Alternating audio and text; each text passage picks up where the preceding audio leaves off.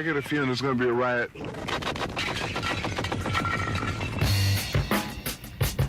I don't read the newspapers because they all have ugly prints.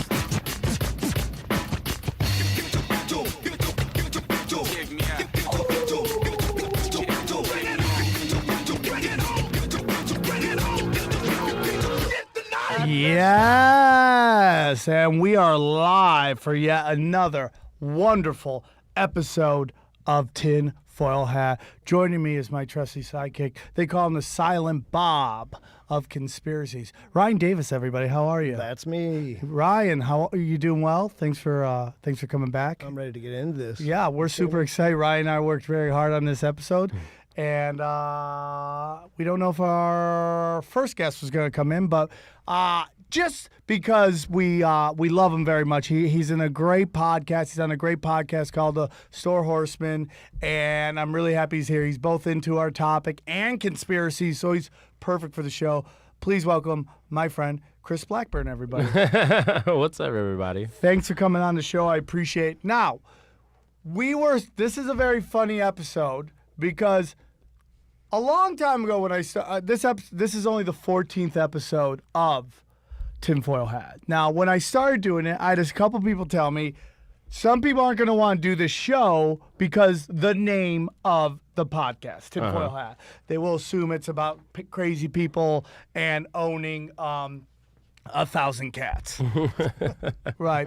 So, and it's very interesting because this week we were supposed to have a gentleman on who wanted to come in and talk about open primaries and how primaries forever have been rigged. Mm-hmm. Well, we get a call from the guy who helped book them going, he doesn't want to do a conspiracy podcast called Tinfoil Hat. Fine. Okay.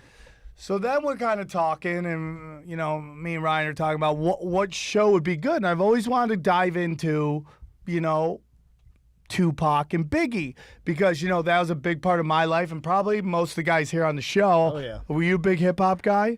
Always. Wu-Tang, Tupac, everything else, you know. I mean, I've been listening to it. I mean, I'm older than both you guys. I've been listening to it way back in the day. You know, I was breakdancing in 85. So, like, I was really into all this shit. I mean, way earlier than 85. I was breakdancing very early. So I was into hip-hop. I grew up on Motown, and so I was always into it. So it's kind of like, hey, you know, let's do something about it. And right around then, all these stories started popping up. I don't know if you saw in the news about how Suge Knight from jail had basically stated that he knows who did it, yeah. He knows who did it, and he basically says, who is it? And it comes from this doc. So I hit up this guy named R.J. Bond, who is the director of this thing. I approach him. He says he's totally down with doing it. And then yesterday, I get a tweet from a DM.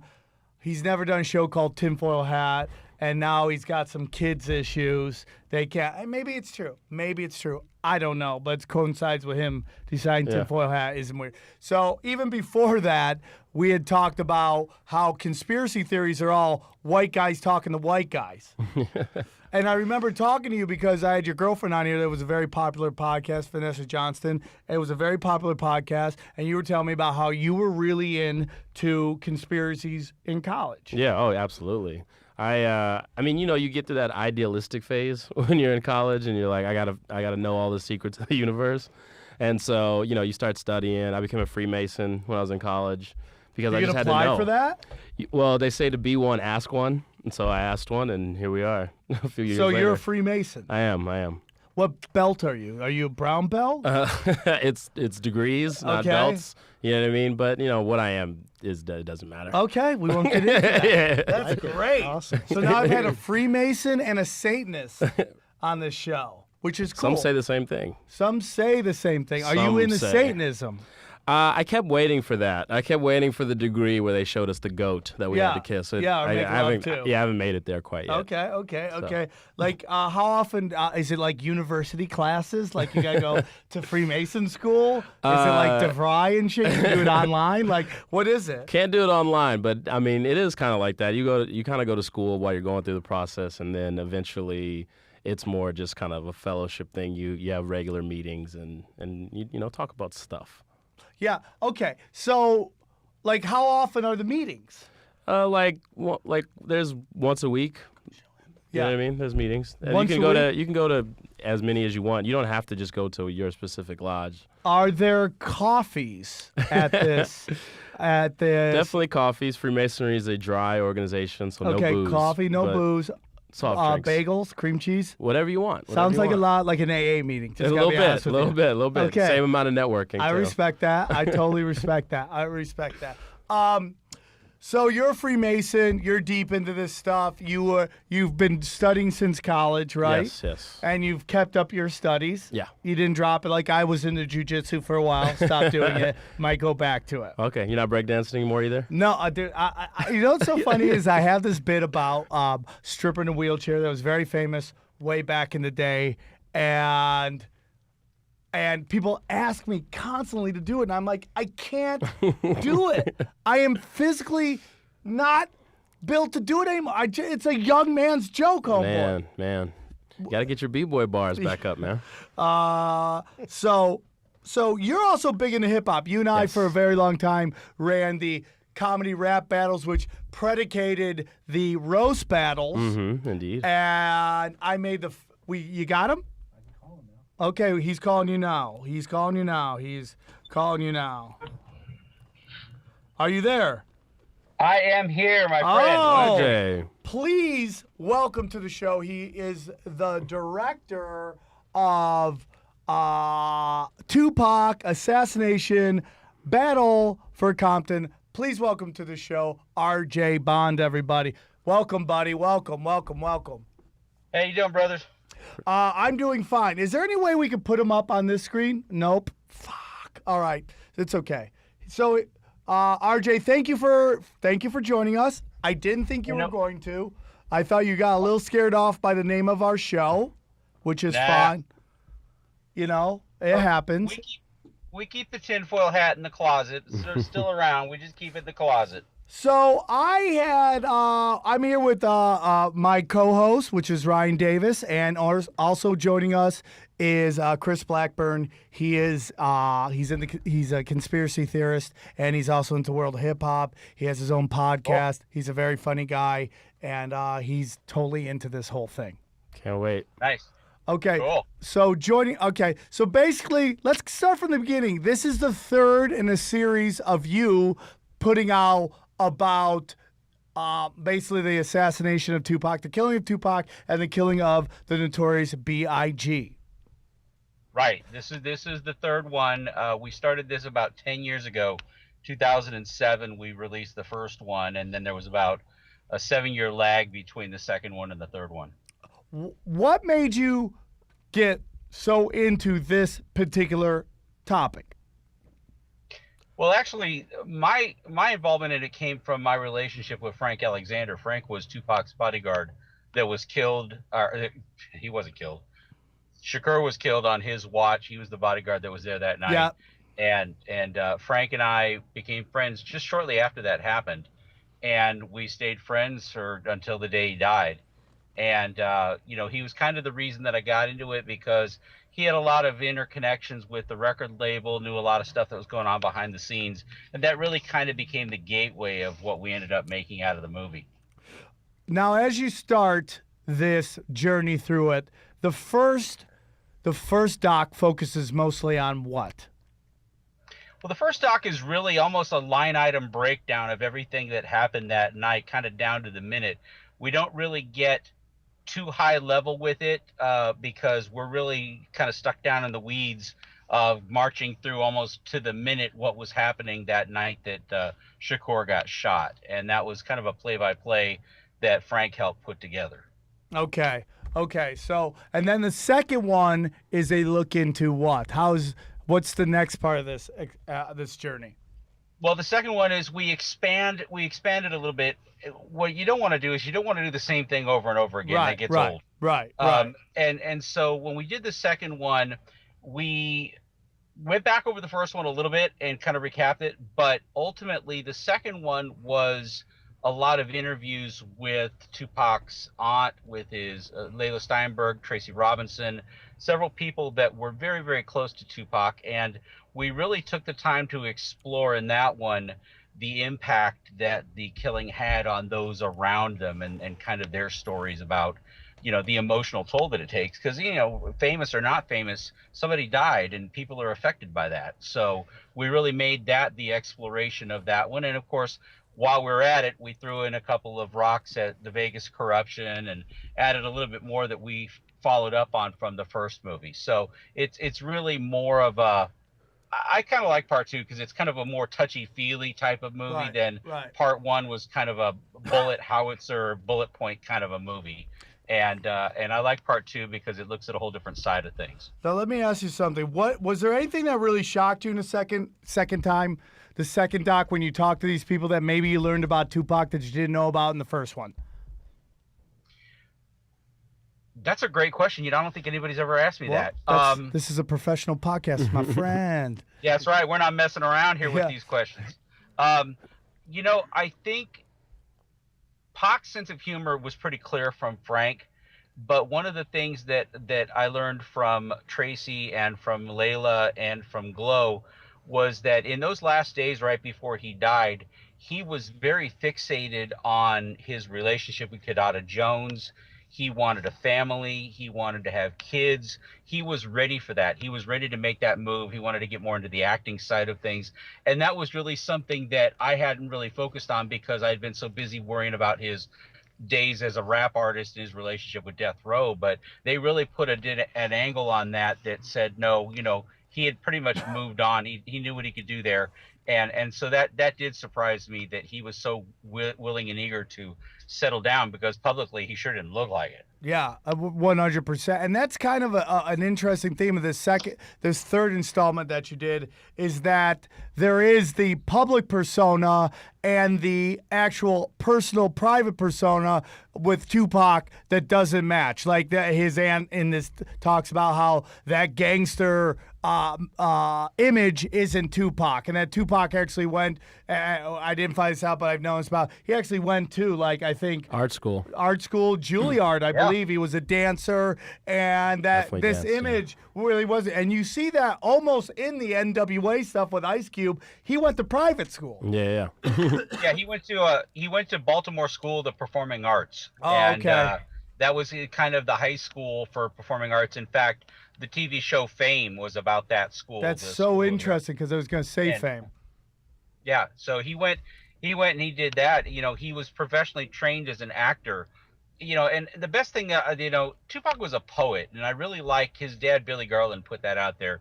He was a poet, and he used to write poetry, and he would put those poems, and I think even Tupac said in that deposition, I think we have at the beginning of the movie, that he put his poems to music. Once he figured out that he could take that poetry and make it into something that was musical, he was in, and that's really where he found his niche. All right.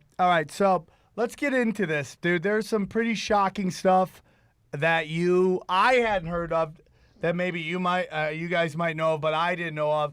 That was, so the death row comes from basically Compton is you start off with telling the story, and it's very interesting because you do a lot of backstory at the beginning, which is very interesting, and later on you realize how important that is to the story that's being told right now. So it opens up at with you almost driving around with the mayor. What was the mayor's name? Omar Bradley, the mayor of Compton, former mayor of Compton. Now, as I watch this, I'm trying to figure out, is Omar a good guy or a bad guy? You know what? First off, let me congratulate you on your observation. I'm really glad that you picked up on the fact that we spent a lot of time. We burned up a lot of fuel on the beginning of the movie, and I got dinged in early screenings of the movie when we showed it to people. They were saying, well, what's with the Mexican guy, and we don't get it, and why do you spend so long getting into the whole thing with Tupac? And I just kept saying, it's necessary. You got to have context. And so thank you for that. That's a great observation. Which is, you're laying context that sometimes there's a fine line between police officer and criminal, and sometimes that line is cocaine and they sniff it up. Is that basically the point of what we're saying here? Yeah, I mean, absolute power corrupts absolutely. You know, the more that you have exposure, and in those days, drugs were just everywhere, and the money was just everywhere. They couldn't find enough places to stash money and stash dope, and you know, you can't be anywhere around that and not get affected by it. So it just kind of goes without saying On a that there separate were tip, cops. yeah, Yeah, for sure. I mean, like in my own personal life, and I've said this before on this podcast, my grandfather, who was a police officer in Niagara Falls, got it. God rest his soul, at Yep. his memorial, one side of the memorial was all New York, Niagara Falls police officers. The other side was all mob from the Wow. Niagara Falls Nice. mob. Yeah. Well, there you go. Yeah, there you go. You know, and to answer your question about Omar Bradley, that's another great observation. I don't want to pass judgment on Omar Bradley. I mean, he was very gracious in giving us the interview, and he was very honest. And and that was really something. Anytime somebody's going to tell you about the money laundering operations and stripping away all of that, those levels of obfuscation, I think he's a decent dude. Now, in the movie, the fact that we're ambivalent about him, I mean, he's a politician, and I think that's the best way we can characterize him. Right. Is he always honest? Is he, does he always tell the truth? I don't know. But he's a politician, so sometimes if it's, works to his advantage to be one way or another, he's probably going to sway to that angle. I mean, there's a fine line between having a lot of knowledge about something and having too much knowledge about something, if you know what I mean. So yeah, if you want to play with that, dude. So let's get into this. It's called the Battle for Compton because there is a complete and utter connection between the Compton Police Department and Death Row Records and possibly the death of Tupac, but more about Biggie Smalls in this thing. There's some shocking, interesting allegations. First of all, I want to start off with the allegation that allegedly there is a belief that Snoop Dogg could have been snitching. And that's how he gets out of his murder rap and a couple of other things where you see him with high-end enforcement and anytime. Right. I mean, he's kind of the Teflon Don. I think that whenever you got a murder trial and evidence goes disappearing from the Pacific Division LAPD evidence lockers, the evidence just gets up, gets legs, and walks away. You've got to have some connections there, and I think it's very interesting that Kevin Gaines, who we talked about in the picture, who was a arguably corrupt LAPD cop, was also dating Sharitha Knight, who was not only Suge Knight's wife at the time, but he was living with her, and also he was Snoop's bodyguard. And he happened to be working at Pacific Division at LAPD when those pieces of evidence disappeared. So, you can do the math on that one. Yeah, it is interesting. Have you ever heard anything like that, Chris, at your Freemason meeting? Not a whole lot of Snoop Dogg talk at the meetings. I have heard that, yeah, supposedly he was dropping a little dime in order to get off of his murder trial. That connection that you just talked about, I had never heard that before, though. It's always so interesting. Okay, go on. Sorry. Oh, no worries. I was going to say, the other thing is, when Snoop gets picked up at the Universal Studios sheriff station, he's being chased by a bunch of Bloods. He's being chased around, and he goes into the sheriff station. What's the first thing he does? He rolls over, and they say, "Who do you think killed Tupac?" And he says, "The guy sitting next to him," which implicates Suge Knight. I mean, really, that's a serious gangbanger right now. These guys are known for just shutting up and not saying anything. But what's the first thing Snoop does when they pick him up? He, just rolls over on Suge. So interesting. And well, there's also some animosity in the movie you discussed. There's animosity between Tupac, Dr. Dre, and Snoop Dogg. Yeah, Tupac wanted to come to the death row. I mean, Adrian Gregory and everybody that knew Tupac prior to Tupac going to jail, when he wanted to record a death row, I mean, this is a guy who would look up to Ice Cube when he was with Digital Underground. They'd do a show, and Public Enemy would come up, and Chuck D and all them would start to perform. Tupac would actually go from backstage and jump down into the crowd and watch those guys with reverence. I mean, there were guys that were in the hip hop game that Tupac just absolutely adored, admired, and he was like a little groupie for those guys. And one of the things that, was clear was, Dre was making noise at that time with NWA, and Snoop was making noise with Death Row, and Tupac, being the guy who wants to fly at a certain altitude, so to speak, wanted to record with Dre, and he wanted to record with Snoop. And it's so funny and kind of ironic that old saying, be careful what you wish for, you may get it. He did record with both of them, and he ended up not liking either one of them. Yeah, it was crazy, and a real powder keg in this whole situation is that Snoop Dogg does a interview on the radio in which he states he has no problem with the East Coast, and that he is that he doesn't have a problem with Puffy or Notorious B.I.G., and this in turn gets the ball rolling to a lot of animosity. Right. Absolutely. That was, and we do actually cover that in a lot greater detail in the first assassination movie. We had to cut this one down. My distributor kept yelling at me that they wanted it under 2 hours. And I was like, there's no way we're going to make it under 2 hours. It's just too much ground to cover. But when you do that, suddenly you come up with a 3.5 hour cut.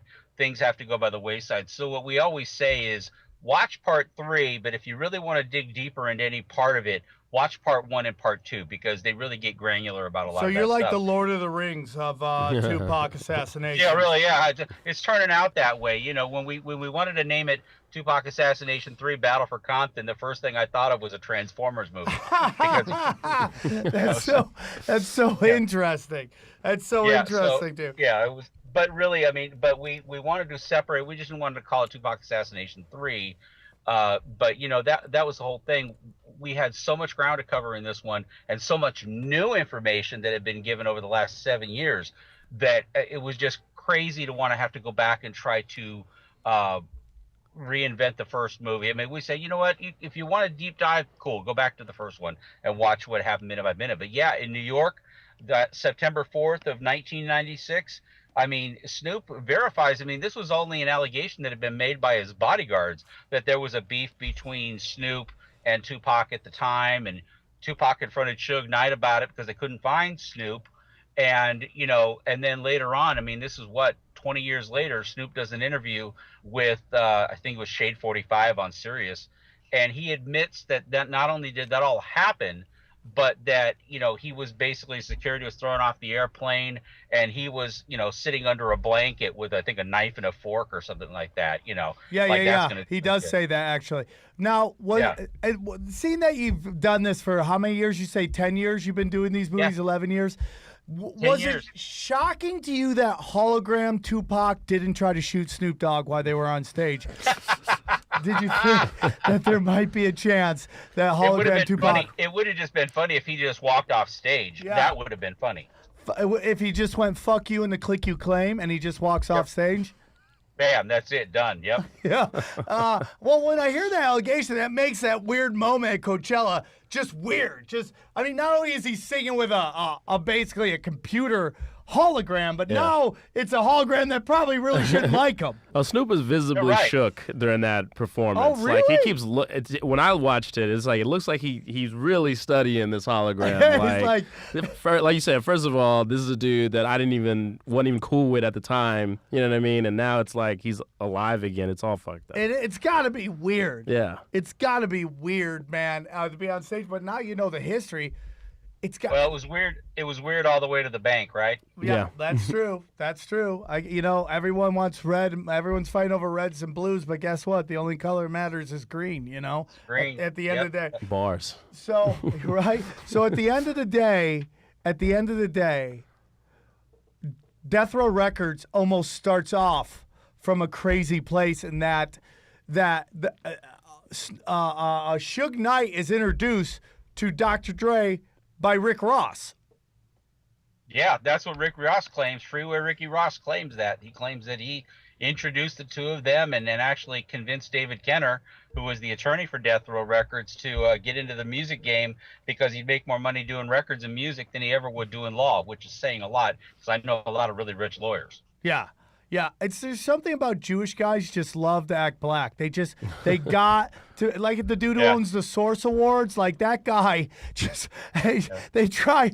My best friend is Jewish and he just can't stop wearing fucking FUBU. It's like nobody wears FUBU anymore, man. We have a lot in common, man. Yeah, that's right. Yeah. The blacks, the Italians, the Jews, and the Armenians. All just want to be the, I'll just want big everybody noses, unmanageable hair, slavery. We got all that in common. Blacks want to be Italians. Italians want to be Jews. Jews want to be blacks. Yeah. It's just like this weird fucking triangle. Circle of life. Right. It's so weird. Okay, so David Kenner comes in. He helps establish Death Row Records. Then you start getting into the Compton in this thing. And in 1993, you say that there's a lot of shit that goes on in Compton that you might not know of. And first of all is the state came in and took over the school education board. Mm-hmm. They took it over. Now, within the movie, why did the state end up, in your opinion, according to your movie, giving back the school system to Omar? Well, Omar was burning the schools down. I mean, this was, you saw this in the Rodney King riots. You saw this kind of behavior when there's a certain group of people, when they don't get their way and they don't get what they like or they're unhappy about it, instead of going after the people that they're really pointing the finger at, they burn their own neighborhood down, which is still defies any logic that I can see. Dude, but, they do that. I've done jokes about that, dude. It's like, why are you burning your own neighborhood? I just don't get it. Yeah, exactly. Let's make it harder for you to go cash your EBT. I mean, really? I was borderline. Just get out. So, I've always said that about like especially when somebody wins a championship. It's like, why are you burning your own village? If your own city. If you win a champion, you should get on a bus and burn the city that lost fucking city down. Right. Well, yeah, that's the thing. So, but in this case, it was a lot more insidious, because the reason that it was happening, the reason that they were burning these schools down, was because they were trying to create the pain that only they could solve. They set the schools on fire and then tell the state of California, why didn't you know that school was going to catch fire? And I think it was by the 9th time they had set a school on fire. 9 times? Yeah, 9 times. And by that 9th time, the state of California just finally said, you know what? Yeah, you're local, boots on the ground. You seem to have a better handle on what's going on there. We can't send the National Guard down to surround, I mean, they've got Compton's 10 square miles. So it's not like they can send the National Guard to just seal off the city and protect it. But, the state finally said, yeah, maybe you are a better champion for your city than we are. And it was kind of a bad PR thing for the state, because I mean, the state's supposed to be taking over the schools and making them better, and yet the schools are burning down for unknown reasons. Yeah, so it's that was crazy. And we lost him. He's frozen on us in time. I'll always remember R.J. Bond. Omar got a hold of the broadcast. Are you there, dude? Are you there? Can you hear me now? Yes, we can. Perfect. Okay, right, cool. So he burns it down, but this brings us into the corruption in Compton, which brings us into a quick fact, because I want to start getting into this more, that there's corruption throughout the government of Compton. I don't think anyone's surprised by that, to the point that they actually, for the first time I've ever heard about this, dissolved the Compton Police Department. Yeah, I mean, you got to ask yourself, what does it take to close an entire police department for corruption? I mean, there are so many things you can do in the middle. You can, fire the police chief, or you can have the state come in and put some administrators in to take it over. I think that's something like that happened up in the North Bay, in the northern part of California. There's a lot of things you can do. It's got to be pretty freaking bad for you to dissolve an entire police department. Now, the way they went about it was very interesting, because they hired the LA County sheriffs to come in and provide the services for the city. So the LA County Sheriffs started patrolling it, and LA County Sheriffs actually were patrolling everywhere around it. So it was kind of a pain in the ass for the sheriffs because they would get to the border of Compton, and then they'd have to drive around Compton to go keep patrolling. So it was easier for them because now they have that area too, so they can just assign the people. And if a guy runs across the street from LA to Compton, there's not a jurisdictional problem anymore. So the sheriffs were happy about that. But what they did was, in making a deal with Omar Bradley, most of the Compton police officers went to the Los Angeles Sheriff's Department. They just kind of transferred. They changed uniforms. Yes. So these guys still had Tim Brennan. These guys still had they still had resources available to them through the county sheriffs, and they really didn't change much of their daily activities. They were still interacting with the same people. They just had a different uniform on. There was a handful of people that the LA Sheriff's Department did not pick to work for them. And of course, they went off to the Compton School of Police and to a couple of other places. But that was kind of the deal. Omar Bradley, it wasn't like you dissolve the police department for corruption and then 150 people are out of a job. That wasn't how it was at all. They go different places. Yeah. Now, this is what made it, we talked a little bit about it in the movie, but this is what made it even weirder, though, was that a handful of them who just didn't like the fact that they were closing the police department down, they got a job with the sheriff's department, but then they turned around and sued the city of Compton for closing the police department down. And, I guess they didn't like the fact they were going to the sheriff's department. If I was a cop, the sheriffs have got much more resources than, the city of Compton does. You're going to get all the support you need to do your job. But these guys had something going on that they didn't like their party getting interrupted. So they sued to try to keep the Compton Police Department, and then they lost. Well, then these guys, they appealed it. They appealed it all the way up to federal court to appeal getting the Compton Police Department back. And I'm thinking to myself, man, you really got to want your job. I mean, I've lost a job or two in my lifetime. I've never tried to sue to get the job back. Yeah, you fired me, I never come back. And I always knew I was about to get fired because they'd ask me to go to the office. You ever notice that? Mm-hmm. Like, hey, can I talk to you in the office? Shame. Yeah, I'm like, fuck you. It's that walk of shame. Nobody ever comes back in the office. Leave your shit on the desk. So let's get into death row. So money and drugs, and there's a lot of money in death row. You say a number right now in where is it? In 1996, death row is worth $500 million. A lot of that money is coming from the sales of Tupac. Yeah. Okay? A lot of money. At this point, everything's going crazy. Tupac is getting charged for studio time. Tupac is engineers are getting kicked out of the studio.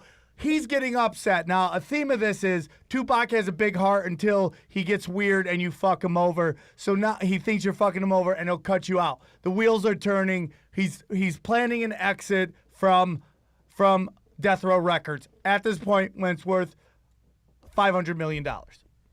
Right. And, and you got to ask yourself the question, I mean, where does that valuation come from? I mean, if anybody ever checked the numbers, let's say Tupac was successful and he sold 80 million records. Well, how do we know that? How do we know he really sold 80 million? I'm not saying he wasn't popular. Maybe he sold 40 million. And maybe that other 40 million was kind of funny money, kind of money being passed around. Right. Because that's how you get that much money into your bank. Yeah. Is by saying, well, here's my check for $100 million. I'm going to go take it down to Chase Bank where I bank. And I'm going to give them a check for $100 million. They're going to say, how the hell did you get this money? And I would have to say, well, I sold 80 million albums. Oh, okay. That makes sense. Well, but if they said, well, you only sold 10 albums and the rest of it I got from money laundering, do you think they'll cash your check? Right. So I think that there was probably that going on as well. There's really and this has always been why the music industry has been kind of a magnet for the mob and the magnet for organized crime, because there are very, very few industries that you can be very loose about how much money comes and goes out of the business. For example, if I was a lamp company and I did $100 million worth of sales in lamps, there's going to be or 50 million or 80 million dollars worth of manufacturing costs, and you've got the receipts to show Right. for it. You've got all that. The record industry and intellectual property in general is just kind of this nebulous Yeah. world, where you can just throw bandy around money, and there's really no one to check. I mean, if I sell 100 million lamps, there's going to be inventory, there's going to be a distribution chain that can verify all that. The record industry is completely different. I mean, RIA, the Record Industry Association of America, they're like the only one. They're the ones that make a record go gold, platinum, Right. whatever. Yeah. They're the only ones that are really verifying. I mean, there's sound scan and video scan, but even that's manipulated. So there's really no check and balance going on, to where if somebody wants to announce, hey, RJ Bond just sold 80 million records. Wow, congratulations. And the reason this is a big deal, what you're saying right now, is because what gets the ball rolling is Tupac does an audit, of Death Row Records right before the Mike Tyson fight, where he goes to Vegas, which is very big. Now the ball is rolling. There's going to be numbers being checked, okay? And this is a big deal. So we get now, who do you think are the prime players behind the shooting of Tupac Shakur? Okay, first off, are we still on? Am I frozen? Am I still good? You're still on. You're still sexy as All fuck. right. Thanks, brother. It's the Thanks. I mustache. appreciate that. Thank you. Okay, so what we picked up an alternative theory to events, because up until now, there's only really been one suspect that the cops have trotted out constantly as being the shooter. And we can talk about who was behind it all day, but a lot of people want to know, who's the guy on the ground? Who's the guy? Who's the trigger man? Who's the guy who got his hands dirty and all of this, right? And up until a few years ago, there wasn't really anybody. Nobody was really putting anybody out there. And it was kind of this murky, well, we can never quite get to that, but if you don't believe Orlando Anderson, he's AKA he's all Baby we Lane, got, right? kind Baby of Lane? Baby Lane. That's the guy. Baby Lane. And yeah. if you don't know That's who the Baby guy. Lane is, and it's he's the almost guy. just kind of by process of elimination. If you don't have anybody else, well, then just use this guy. The guy who that's got never curb quit. stomped by everybody at the MGM. Well, yeah, I mean, there was a fight at the MGM. It lasted probably 30 seconds. And, and that gave him, to the people that wanted to put him out there, that gave him, and it was clearly an afterthought, that he was the best guy to blame for it. Yes. So, they just kind of made it all. Well, but, in the but movie, at you the end of the state day, that somebody tells him that he's about to lose his parole for something. He's about to lose parole, and he runs, and he runs at this dude. Yeah, well, that's actually the reality of the situation as we see it. And Reggie Wright, who was the head of Death Row Security, he was quoted in an interview as saying this, that they didn't want to kill Tupac, or they didn't want to put him in, they didn't want to, put him in harm's way, but he was getting out of hand, and they didn't like how he's that. And their MO was always to embarrass them or humiliate them. And so Reggie said all we would have to do is revoke his parole. Tupac was out on parole at that time. And it was very easy with a phone call from David Kenner or from somebody else to call back to New York and say, hey, and especially if Compton PD picks him up and just puts him in jail, they can call New York and say he just violated his parole. And, oh, by the way, let's put him back in jail. And the idea behind that was that, and it's kind of a stupid idea, but the idea is that if they violate him on his parole, Tupac goes to jail, maybe Tupac will chill out. Maybe he'll be humbled a little bit. Maybe he'll want to come back to death row again. But the fallacy of that is once they violate his parole, he's gone. There's not anybody that's going to be, I don't care how much power you got. If he's gone and he's violated his parole, he ain't getting out anytime soon at all. So it would have been years. So that's kind of a bullshit statement to make and kind of a bullshit theory anyway. And I will call bullshit on that. Okay. But at the end of the day, I am sure that was what they believed. I'm sure that they thought that they would just humble Tupac or find a way to humiliate him so they could have leverage. I mean, that's the way Suge Knight worked. That's the way the whole operation worked. It wasn't about, whether or not you were good for them or bad for them. It was all about what leverage they had. Hold on. So now, okay, because there's a lot of moving pieces here. You, based on the movie and based on what you're saying that Suge Knight wanted to revoke his parole. Is that what you're saying? And that another powers that be other powers that be, based upon your movie, want to take out Suge Knight. So Suge Knight's trying to get Tupac in jail, and then three other people, a bodyguard, what's his name, the lawyer, Reggie Wright Jr., okay, David Kern, and Sharita Knight. You think we're trying to kill, according to your movie, trying to shoot Suge Knight and hit Tupac? Yeah, I have to be legalistic about these Your things allegations. so that people don't go on TMZ and make all kinds of crazy ass statements like things we don't say. Here's the scoop. When we do the movies, and we've been doing this for the past 10 years, so we get pretty good at it. What we do is we put out a theory and we say, okay, this is what we believe happened. There are certain people that are involved that have a reason, means, motive, and opportunity to do it. And then we lay out the reasons, the means, the motive, and the opportunity that each one of these people would have had. Are we saying they did it? No. But we're certainly saying somebody did, and these people need to be looked at. They need to be looked at because here's why. If they did it, here's why. So And that's a you're big not saying you distinction. know for sure. You're saying based Right. upon your investigation, there was motive. Right. I mean, anytime you look at you take a killing, the first person they look at is the spouse. The first person they look at is the 100%. wife.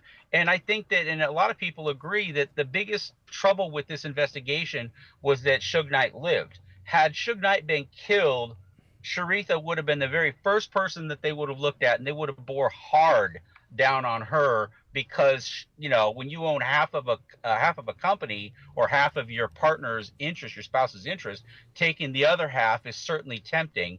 And you've got 250 million or 125 million good reasons why you might want to do that. So again, are we saying she did it? No, but we're given a lot of good reasons why if she did, this is why.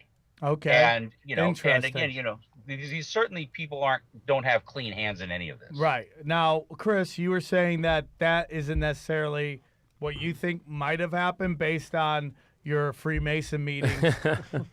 Did the Illuminati get him? Yeah, the Illuminati. There's the Black Illuminati. It's a new rap. No. So what you were just saying is that the target was Suge and not Yes. Tupac. Yes. Now that that's what the information that we got. And I also, this came from a conversation that we had with Brent Becker, Las Vegas Metropolitan Police Department.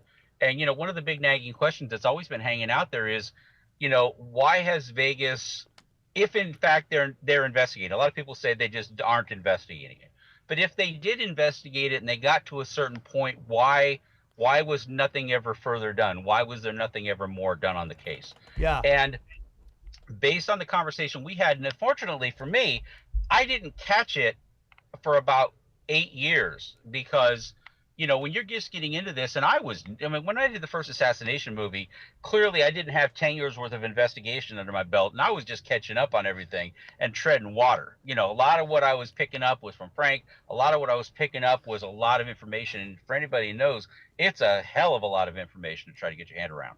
So when you're doing that, you're listening to Brent Becker, you're hearing him talk about things, but what you're catching is the main points. You're not catching the subtext. You're not catching the between the lines parts of it, reading between the lines of what he's saying and what he's not saying, because he's a Vegas cop. He's not going to just sit there and out everybody on the Vegas Police Department and rat everything out. Right. He'll make some allusions and he'll make some comments and some statements to get away with what he can get away with saying without saying it. And of course, at that time, and that was the last time I looked at his interview, was back, almost 10 years ago.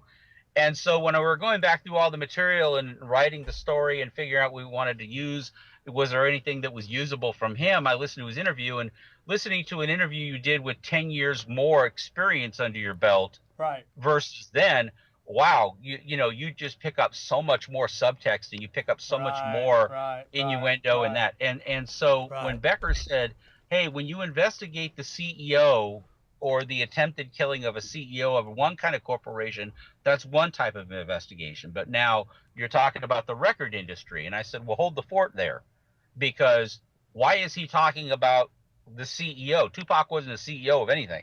Right. Why would he even be mentioning the words? of a corporation. Yes. So all of a sudden, the light bulb went on and said, wait a minute. I went back and I looked at Russ Poole's documents, and he had the interview that Suge Knight did with the Vegas police, and they told him flat out, you are not a suspect in this. We consider you a victim. And they told it to him right out of the gate in plain black and white. And when I saw those two together, I said, well, wait a minute now. This changes the dynamic of everything. Right. Because you're not, take Tupac out of the car for a minute, and what do you have? You've got the attempted assassination of one of the most powerful men in the music industry at that time. Okay? Right. And so when you look at that, what are the stakes? What are the odds there when you're going to do that kind of a hit, if you will? Do you think that some gang guy, random gang guy that got beat up is going to be so mad? I mean, think about how mad you have to be that he's going to go grab a couple of his buddies and go ride up to try to kill Tupac. And oh, by the way, the most powerful man in the music industry is like the president is sitting next to him. No, I'm with you. You know, and you want to take a shot at him because if you miss, you better kill that guy. Yep. Because if you miss him, you have a world of problems coming to you. Chris, real quick, I totally agree with you. We just got to get to the next part of this because we got about 10 minutes left here. The biggest thing, there was an order to all of Tupac's bodyguards to not bring their weapons. No guns. Leave all your guns back at the hotel. Leave all your guns back. And everybody was like, and here's the thing about all these, most of them are all dead. All of his bodyguards. Right. Now it's been a little while since that, so that. And then wasn't that Frank guy? Wasn't he supposed to be? Doesn't he usually ride in the car with Tupac? But on that date, he was told to get in the car behind him. Also, wasn't that another thing? That kind of goes back and forth. Normally speaking, the bodyguards will tail the entertainer because Tupac used to shake the bodyguards all the time. He used to drive through red lights and stuff to get rid of the bodyguards just to fuck with them. But when there was something serious that was going on, the bodyguard would generally hitch a ride with whomever they were, protecting at that time. So if because they were talking about they used to drive around these big Escalades and things like that, not in a Toyota Prius or something. They had these big cars. So if Tupac's leaving a car, Frank could go with them because clearly you don't want to lose your bodyguard if you're going someplace and you get out and you don't have your bodyguard with you. Exactly. That could get kind of ugly. In this particular case, the BMW is not a big car. Suge's not a small guy. So you've got the two of them sitting in there, they want to discuss their business. And they told Frank to go ahead. They weren't going to take Tupac's Hummer. They instead decided they were going to take, Kadada Jones's Lexus, I think it was. And, Frank was upset because when he got in the car, he found out they only had like an eighth of a tank of gas. He spent more of his time worrying about the fact that they were just going to run out of gas on the strip and leave them behind and fall out of the whole procession just because they were going to run out of gas.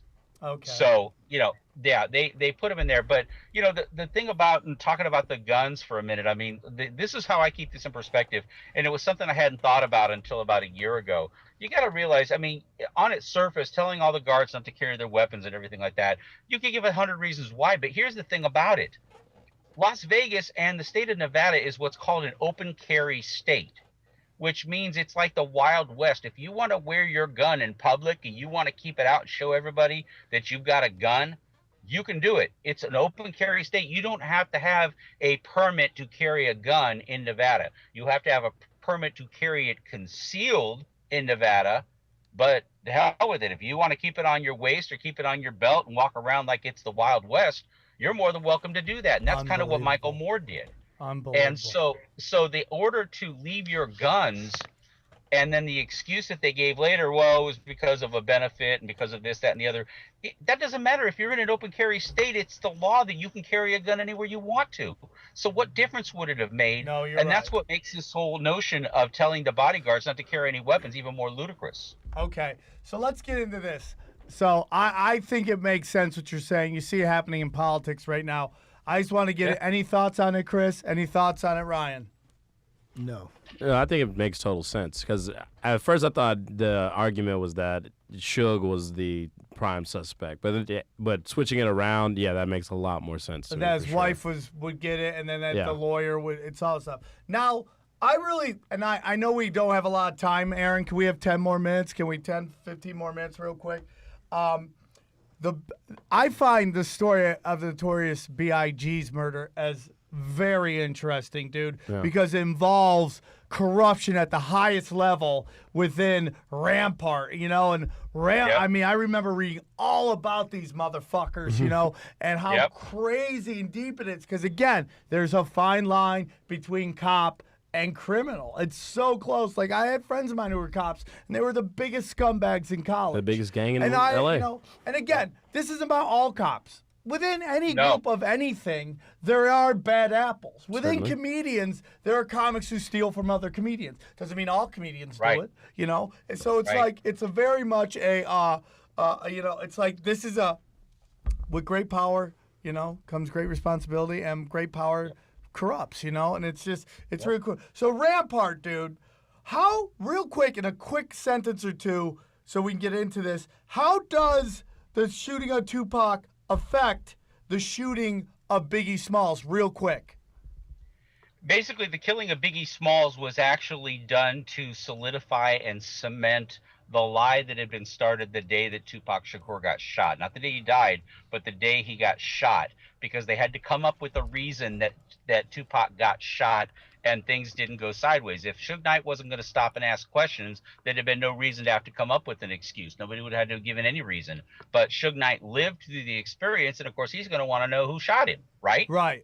So the fact that he comes out and he says, hey, who's shooting at me? Well, now they got to come up with a reason. They got to come up with some explanation that makes sense. The problem was they kept coming up with this lame excuse that was so flimsy. Vegas wasn't buying it. The public wasn't buying it. You show the 5 different excuses that they get. It starts out with a grabbing of a chain. So you do that now, but every time you come back, now that you've committed and you've locked yourself into this position, now you have to just keep doing things to try to reinforce it, and bringing guys like Keefe D years later in and trying to do things to try to shake it up, to say, hey, well, if you don't believe that, how about this? And they keep changing the story. But at the end of the day, the reason that Biggie got killed, in our opinion, was because there was already a lie that was being told, and it was getting harder and harder to cement that whole gang or East Coast, West Coast thing. It was getting harder and harder to do that. So the only way they could do it was to, Suge was in prison or in jail at the time, is to whack a guy on the East Coast, blame it on the gang war, and then make the allegation that Suge Knight had something to do with it, when there's no proof that he did. Okay, so let's get into this. One of the guys who worked for a lot of belief is that Reggie a belief is there's evidence to suggest it possible that Reggie Wright Jr. put a $1 million bounty on Puffy and Biggie, and that he put up the first $250,000. Right. We'll get into the actual assassination attempt. Or the actual assassination. The assassination doesn't go right, okay? Now they owe another $750,000, according to your research, which is what shows, in which this guy, what is his name? Rafael Perez? Is he? Yeah, Rafael Perez and David Mack, right. Have to rob a bank. David Mack and then David Mack. Have to rob a bank, in which... And now I heard this before your show. They get arrested. They get found. David Mack gets pulled over and goes, oh, is this about the bank robbery? Even though they hadn't even asked him that. Yeah. The car that shoots the notorious B.I.G. is a black SS Impala. David Mack owns a black SS Impala. Take us basically what is happening. Rampart's just falling apart. And real quick, because we got about 10 minutes real quick, there's a rat, there's an informant who tells all the information. His name is Kenneth Bogany. Bogany. Okay. Yeah, Bogany. And he's Ken Bogany. And now he's helped a bunch of other cases. Basically, he basically was their case for the state to convict these other people for other stuff, drugs and all that stuff. And he comes forward with this story from who is the guy? Rafael Perez spills the beans on what happened. Yeah, let me give you the snapshot of it. Ken Bogany was a guy who was a cellmate of Rafael Perez when Rafael Perez was in jail for taking coke out of the evidence locker. He got busted for that. So he goes to jail, the whole Rampart scandal. Ken Bogany was his cellmate for, I mean, better part of 6 months, if I'm not mistaken. And Ken Bogany was a guy who uh, clearly Rafael Perez liked to talk and told a lot of things to. And the information that Rafael Perez gave to Ken Bogany was very important to the LAPD. I mean, they'd pull this guy out, and the LAPD's got this thing called a border rights hearing. It's like cop court, if you will. And cops, when they do something wrong, they go in front of this board of inquiry, and they decide whether or not the guy's going to keep his job, get suspended, get fired, whatever, get slapped on the wrist. This board of inquiry makes those decisions. Well, the LAPD had 6 different officers that had done some shit wrong. They miscellaneous charges against them. And Rafael Perez knew those dudes. And Ken Bogany's testimony about what Rafael Perez said to him about these cats actually led to them being exonerated. So Rafael Perez said, no, man, that guy never did that, or no, man, this guy wasn't involved with that. Ken Bogany's testimony cleared 6 cops.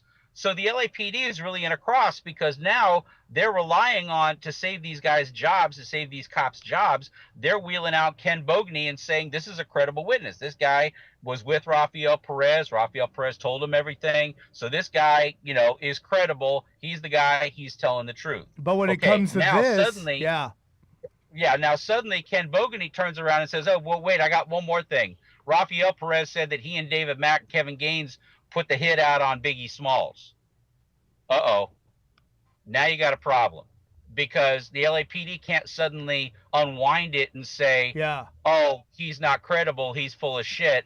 He's not, because they just used him 6 different times and swore up and down that this guy was reliable. So now he comes back and makes this brand new allegation that Rafael Perez and David Mack and these guys are involved. What does the LAPD do? They take all the recordings of his conversation, all of his testimony, even his name, and they put it in an LAPD cop's desk and lock it up. They don't give it to the Wallace family. They don't give it to the investigators in the civil case. They hide it. And the judge got so pissed off that the LAPD hid this, they fined the city $1 million for hiding that evidence. Unbelievable. First time in history LAPD robbery homicide had ever been shut down. The judge shut the entire LA Police Department's robbery homicide division down for a day so that they could go in and search for that missing information, and they found it. Unbelievable. Exactly where they said it was going to be. Kevin Lee Gaines' license plate says, it's okay, IA, which you said in the movie means... It's okay. I'm with you. It means one of 2 things. Well, it means one of 2 things. Either he's taunting internal affairs, and everybody always thought that he's taunting internal affairs, saying, "Hey, it's okay, IA. You don't have to keep chasing me around. You don't have to keep messing with me," because he always thought he was paranoid. Always thought he was being followed.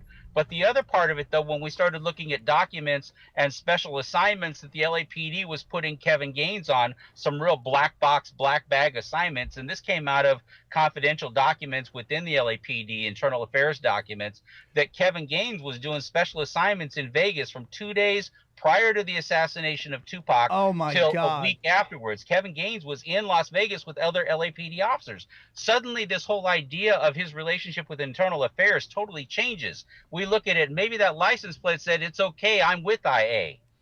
It's okay, IA. It's like saying, it's okay, FBI. Yeah. It's okay, ATF. It's okay, IA. So real quick, this is, as you break it down, the corner where he shot Wilshire and Fairfax. Our mutual friend was there when it happened. Who? Giroux. Really? Yeah. He watched it? He didn't see it. He was there as it happened. Everything happened too fast, but he was there. Holy shit. Yeah. Should talk to him about it sometime. I will, dude. I love that guy. So basically, the reason why the Reggie Wright Jr. wouldn't pay the whole thing is because it was actually a hit on both BIG and Puffy. Puffy shoots the light. The light's about to turn red, shoots the light. BIG doesn't. At that point, Mac and Gaines go on each side, cut him off, and blast the fuck out of him.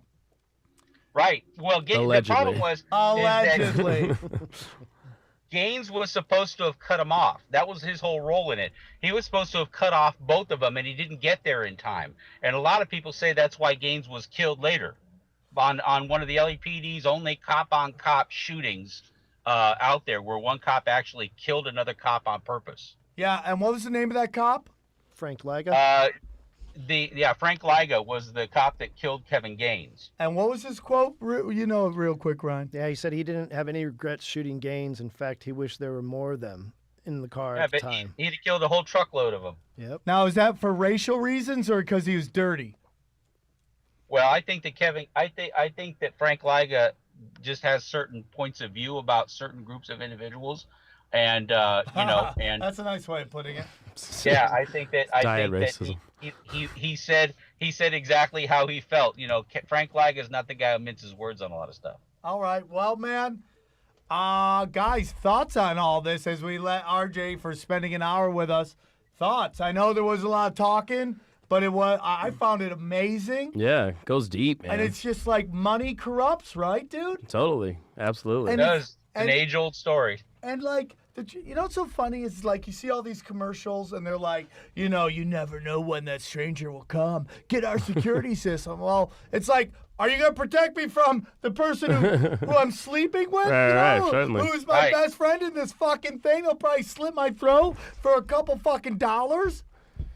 And I'm so glad you said that, because that's one of the points of the movie is it's like, do you really want to believe, and this is the hard part we face in our society, and I'll leave it kind of with this, I want to go to bed at night knowing, and I truly believe it to be the case, there's a lot of good men and women that are out there. There's a lot of good cops that are out there. A lot of good cops. A lot of people that are really interested in, they do a freaking job nobody else wants to do, okay? They take out the trash. And it's really something that I respect. I come from a family of cops too, and I respect the job that they do. But there are bad apples. There are people that are just no good in it. It doesn't mean everybody is. The problem that you have is whether or not the public wants to believe an inconvenient truth, and that inconvenient truth is that there are bad cops out there. And the reason that you want to believe that an Orlando Anderson who's dead killed another guy who's dead, and he was killed by a bunch of guys that are dead, is because you can go to sleep at night believing that there's no big bad wolf. There's no corrupt cops out there. It's the same thing in politics right now. You see it with like whether you got a D or an R by your name, whatever letter you associate with, they can do no wrong. And their whole act, they act totally out of pure thoughts and motives, and the other side is just rotten to the core, and they're just full of shit, and they're the most evil. And we do this. We demonize the other thing, and anybody who is of our characteristic, of our group, can do no wrong. And if you attack the highest up, like look at Tupac. Tupac gets shot. Why? The head of the CEOs of death row are going at it. Yep. So the high ups are going at it, and who pays for it? The fucking minions. And even though Tupac wasn't necessarily a minion, but he was a worker. Still an employee. Yeah. Still an employee of the record label, really, when it comes down to it. You see it in this thing. We have all these powerful elite people fighting and all the peasants fighting with each other for the fucking royalty. And it's just like, while the royalties do all this evil shit, we fight over it down here. We do, and I heard somebody say, it was a very interesting comment the other day. They said that, some people will look at a group and say that they're wrong. Another person will look at that same group and say that they're evil. And that's really deep when you think about it, where one person says they're wrong, the other person says they're evil. That's what we're looking at here. I don't think that there's anybody in this case that was necessarily evil. I mean, there were just a lot of people that did some shit that was wrong. And one last thing, and I got to tell you this. We've been accused of saying, it's this big grand conspiracy. You know what? That's Would you say it's a tinfoil hat situation? Yeah, there you go. Here comes the tinfoil hat out on out on display. It was this grand conspiracy. No, that's not the case. If I went to the clerk's office at any courthouse and I give that clerk a fraudulent document, let's say a deed of trust, and I give it to that clerk and she stamps that document and files it away, does that make that clerk part of my illegal activity? No. She's not part of my conspiracy. She does her job. She does what she's supposed to do, and she doesn't know the difference between a fraudulent or a good deed. She just punches it in and goes. the people that want to ding our credibility want to paint it like we're indicting the clerk, we're indicting the patrol guy, that we're indicting all of the LAPD, and they want to make it so grandiose that it makes us look like nutcases. The truth of the matter was that there were a few people that knew how to game the system, and they were very good at it. Yep. And because of those people, there were a lot of people that suffered. Yep. And that's all we go. It wasn't a grand conspiracy. It was a few people that were bad people that knew how to game a very vulnerable system. I mean, they're talking about the evidence locker. They said anybody could just walk in and out of the evidence locker. I mean, that's pretty big trust when you think about it. Yeah. You know, you got all that drug, guns, and everything. I've always said, just walk in. and I do jokes with cops and the thing. I go, "Who? You guys looking for good drugs? These cops got the best drugs in the town. They keep all the good shit. They are. They know where it all is. They know where to find it. If they don't have it, they certainly know where to go get it. Yeah, it's just so stupid. All right, RJ Bond. It's where can they find your movie? It's called The Assassination Battle for Compton. I know it's on Amazon. Is it anywhere else? iTunes, any of that stuff? I want to apologize for all of our iTunes fans. There was something in the closed captioning that screwed it up, getting it delayed. It should be on iTunes starting this next week. It'll be on iTunes, but it's on Google Play. It's on Amazon. It's on demand on most cable channels. It's on demand. If you want to see it, it's even on, I think YouTube has even got it for $3. You can go see it for $3. I mean, how can you go wrong with that? Can't go wrong with that. RJ, thank you so much for coming on. Good luck with your movies, and hopefully we can do it again sometime. It was great, and I hope you didn't mind my background. I took the Sharitha Knight car background. We would prefer reference it. We would prefer it. We'll see you guys later. Thanks, Take guys. care. Take care. Thank you, man. Guys, I know there wasn't a lot of talking. I feel bad about that, but thoughts? It's all good. Thoughts? Mind blown, really. I mean, because, it was such a big deal when I was growing up. It was so big. yeah. And everyone had all these theories, and look at him in the music video. He's still alive. He's wearing those shoes that weren't out at the time. And the weird whispers at the beginning of his Machiavelli album and all these things.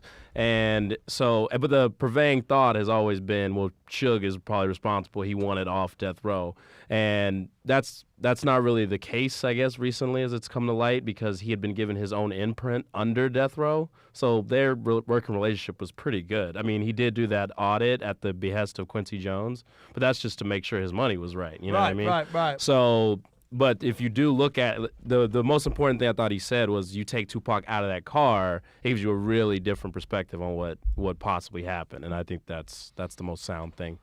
What's so funny is I have a family member going through a lot of stuff, and I just feel when you talk about death a lot, death comes calling, and it's just like it's the same as positive thinking. The more positive thinking you do, Sure. the more positive stuff can happen in your life.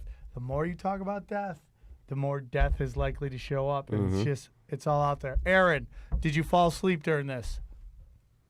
No, I did not. Okay. That was Aaron's just upset I'm because battling a cold. Sorry, guys. Okay, it's all right. It's all right. And I know your team isn't doing very well, and that gives you a saggy diaper. Yep. So this has been Tinfoil Hat. Thank you. I'd love to have you on some other time. We'll talk a little bit more when you just gotta let me know what conspiracies you really like, and we'll do it. Ryan, as always, I'm so thankful you're on the show. Your research really helps, and I know he doesn't talk a lot, but he does a ton of work behind the scenes that really helps us with the facts and all the shit. So you're very important to the show, and I appreciate it. And this has been Tinfoil Hat, man. I hope you guys enjoy it, and we got really great one. I know you guys want me to talk about what's going on in Syria. That's going to be next week. We have Graham Elwood coming on. He wants to talk CIA's operations, and I'm going to get into some false flag stuff too. And it's going to be, some of you guys are going to get angry, but it's going to be said. And so tune in next week. Next Monday, we got Graham Elwood from the Comedy Nerds. This has been Tinfoil Hat. You guys are both great. Thanks for coming on, and we'll see you guys next week.